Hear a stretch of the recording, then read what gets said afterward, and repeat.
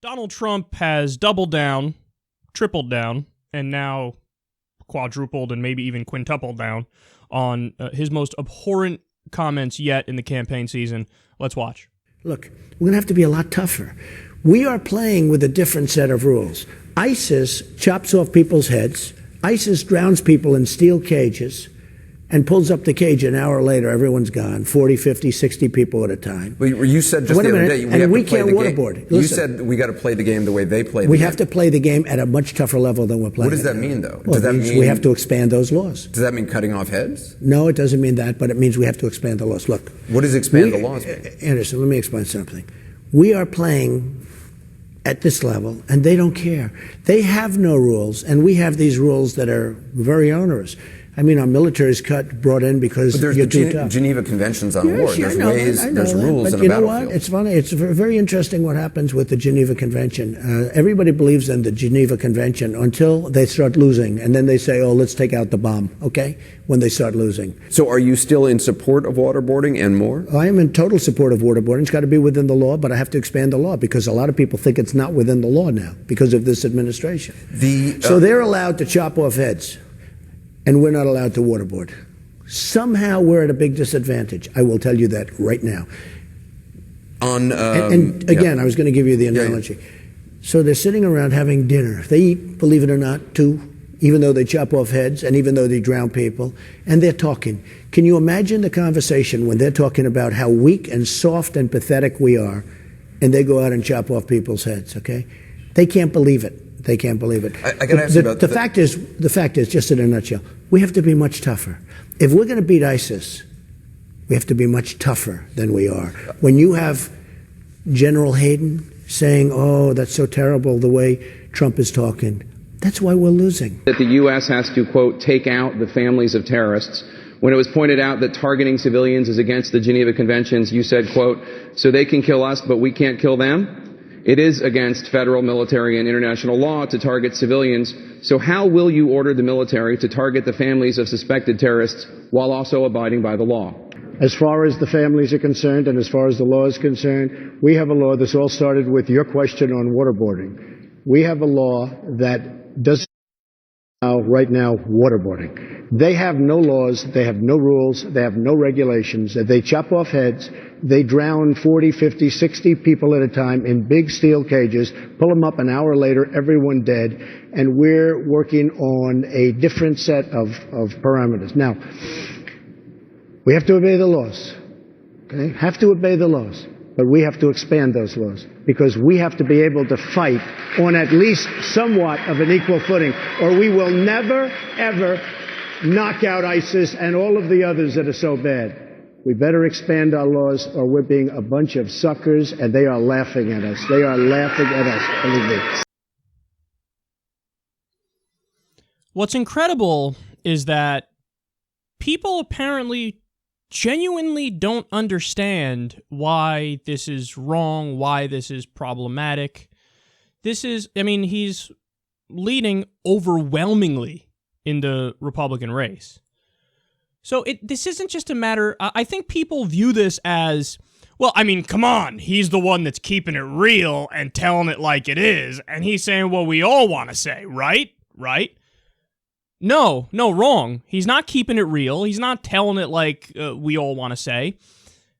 His arguments are profoundly stupid. Like, you do know why this is an issue, right? I mean, first of all, the idea that, as he's advocated on Fox and Friends, that we kill civilians. What do you mean? Yeah, we go after the families of terrorists, not just the terrorists, the families of terrorists.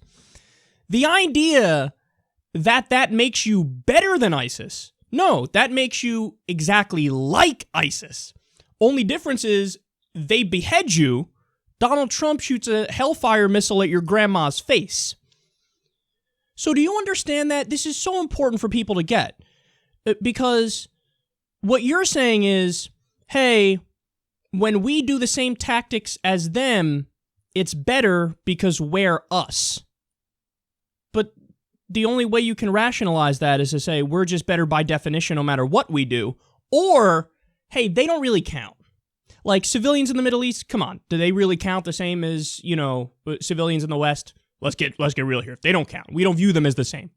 And is that position deeply bigoted, deeply intolerant, perhaps racist? Absolutely. Because we were saying, well, whatever. Who cares? They're, Middle Eastern grandmas and toddlers. Whatever. They're terrorists in training anyway.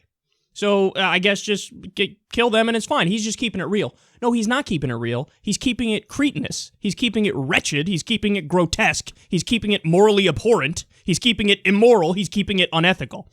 And that's the main point, is that, so if you hear this guy and you think he's nailing it, you agree a lot more with ISIS than you think you do. Like, your ride down the slippery slope just sped up and you're going 100 miles an hour. You went right down that slippery slope and didn't even realize that, oh, look at this, all of a sudden I kind of agree with ISIS on stuff. That is what separates civilized people from savages. That's what separates it. It's not just, hey, by definition, we're good, they're bad, so we are civilized, they are savages, no matter what we do. No, if you start massacring civilians in the name of being civilized, you're no longer civilized. That would be a contradiction. And again, he's advocating for this. He said on Fox and Friends, and Jake Tapper just read you the quote right there, that we don't just go after ISIS, we go after the families. Yeah, grandmas, toddlers, moms, dads, innocent people. Yeah, go after the families. We got to do something, so they're allowed to chop off heads and we're not allowed to waterboard. No, they are not allowed to chop off heads, but they do it, which makes them bad guys. Do you get that? And us, it's like, well, why can't we just catch up with them? Because they're bad guys. So you want to be a bad guy too? They don't, he's incapable of logic. Like, and all of his followers apparently are incapable of it too. They genuinely think no matter what we do, we're good. It doesn't matter. No matter what we do, we're good. If we kill civilians, it's fine. If they kill civilians, oh my God, they're horrific criminals and terrorists. No, you're a terrorist too if you target civilians. So, again, if you guys can't tell, I'm fucking flabbergasted that this is now, he's doubled down, tripled down, quadrupled down, quintupled down on this. And the thing is, in all seriousness, the media gets more angry over his naughty language than they do over this. And that drives me nuts. Like, if I'm Anderson Cooper, some people say he did a good job, some people say Jake Tapper did a good job. I don't agree with that. Because, look, all the time, CNN abuses the breaking news banner like nobody's business. Everything is breaking news. Yesterday, it literally said, breaking news, GOP debate moments away. And then above that, they had a counter that was counting it down, and it was 26 minutes away. Well, that's not moments away. That's 26 minutes. What? That's not like, oh, moments. Like, right? No, it's not. That's a long time away. So they can use the breaking news banner for everything, and then also when the ticker ran out, it was still like another 30 minutes till the debate, so it wasn't moments away. They used it for anything and everything. They literally put, breaking news, the Titanic sank 102 years ago today, recently. But when you have the leading Republican candidate advocate out-and-out war crimes, no breaking news banner. No, you know what you do when somebody says that? You put, breaking news, Donald Trump advocates war crimes. That's what you put. Breaking news, Republican frontrunner wants to violate international law. That's what you put there. But they can't do it because, again, to them, that's like commonplace. The things that really offend the mainstream media, oh my God, Donald Trump almost said the word pussy.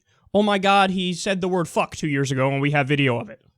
That's what they're like, oh, you're offending our civilized morality. No, but that's not civilized morality. Well, what civilized morality would be is understanding everything about the Geneva Conventions, the Nuremberg Tribunal, the Magna Carta, international law, the Constitution, U.S. law, universal human rights. But they don't know shit about that, and they don't have those as moral red lines, so they're just, to them, Trump advocating war crimes is like, yeah. And it's become so commonplace because, remember, under Bush and Cheney, they also made that policy. They made that law. Read the Senate torture report. We did anal rape, anal feeding torture, hypothermia torture, sleep deprivation, mock burials, all types of out-and-out torture. That was commonplace. And then when Obama didn't prosecute them for that, now all of a sudden it's a matter of debate and discussion. But think about it. If any other nation had the same kind of conversations that we have here, apparently during our fucking election season, about, yeah, we're going to torture people. Yeah, we're going to commit war crimes. Sure. How would we talk about that nation? We would say, oh, this is just a rogue state. It's a terrorist nation. They're probably ripe for regime change because of how they're talking. They're promising to violate international law. This is a terrible dictatorial regime. But when we do it, oh, no, that's totally fine. We're allowed. We're in a special category. We're allowed to do shit like that. I mean, based only on our illegal war in Iraq, Guantanamo Bay, which is indefinite detention, it's extrajudicial, and our torture program, if other people applied the same standards that we do, they could say, well, we got to go topple the American government and put in a puppet dictator. I mean, they're ripe for regime change. Look at, they have a criminal government. They did torture. They did illegal wars. They have Guantanamo open. They're ripe for regime change. But again, you're not allowed to use, other nations are not allowed to use the standard that we use. So our Republican frontrunners can talk about doing war crimes in front of everybody, and it's fine. It's like, that's what we do, right? And then we have the gall to morally lecture other nations. We're the world policemen, even though we're violating the laws. But we're the world policemen because we just declare it. What the fuck is that? Look, man, it's no longer funny. It's no longer funny.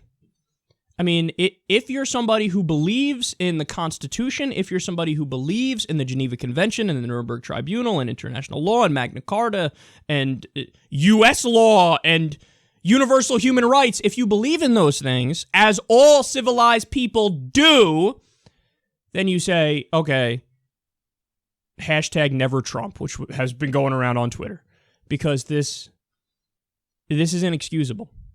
Again, nobody really knows what he would do as president, but do you really want to take the chance that this is just, this is the new normal? And we've gone right down that slippery slope into a world where everybody gets to act like ISIS and everybody gets to declare, as they act like ISIS, we're still the good guys. No, what separates us from the savages and the barbarians is that we have moral red lines where we say, no, if you cross that line, there's no coming back. If you cross that line, you are like ISIS. You are a terrorist. You are a bad guy. And if we don't do those things, well, then, you have an argument. You go to the rest of the world and you say, you can trust us. Look at our history. We don't torture. We don't murder civilians. We don't use the same tactics as the bad guys. We can uphold our values even when the times are rough. And that's why we're better than them, and everybody can see that we're better than them. But when Donald Trump argues like this, many people around the world look at us and say, hey, they are my ISIS. If you're a grandma or a kid in the Middle East targeted by a drone program that doesn't give a shit about civilians, if Donald Trump is president and he declares very simply, I'm just going to bomb wherever I think Al-Shabaab is, evidence be damned, wherever I think Boko Haram is, wherever I think ISIS is, I'll just bomb, and that's that. And, hey, I said we should target their families, so I'm going to target their families. Do you not get that in the eyes of those families that are targeted, America is their ISIS? That's their ISIS. We just said we're going to kill them, they're civilians, and we just said we're going to kill you. Donald Trump is a bigot, he's intolerant, and he's advocating war crimes, and this has got to stop.